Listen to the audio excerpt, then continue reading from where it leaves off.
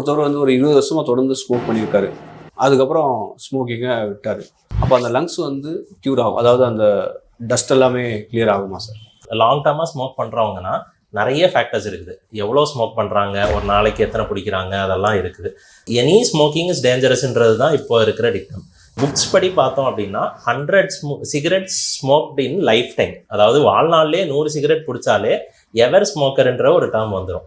So அது இருந்தாலே மினிமலாக ஒரு கேன்சர் ரிஸ்க்கை இன்க்ரீஸ் பண்ணிடும்.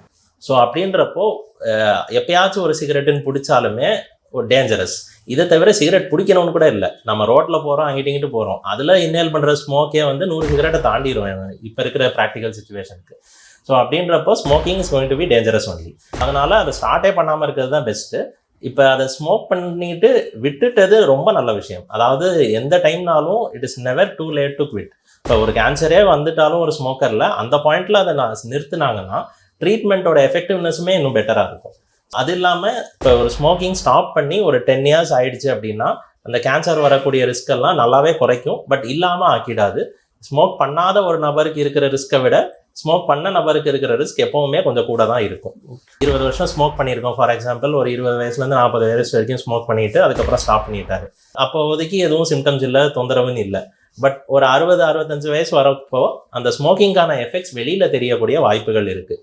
அதே மாதிரி வயசுனால வரக்கூடிய மாற்றங்கள், நுரையீரல் செயலளவு ஏஜ் ஆக குறைஞ்சிக்கிட்டே வரும். அந்த குறையும் வேகம் வந்து ஸ்மோக்கர்ஸில் ஸ்மோக்கிங் பண்ணாதவங்களை விட கொஞ்சம் ஜாஸ்தியாக இருக்கும். ஸோ ஒரு 80 வயசில் ஸ்மோக் பண்ணாதவங்களுக்கு வரக்கூடிய ஒரு ப்ராப்ளம் 60 வயசில் ஸ்மோக் பண்ணுறவங்களுக்கு வரலாம்.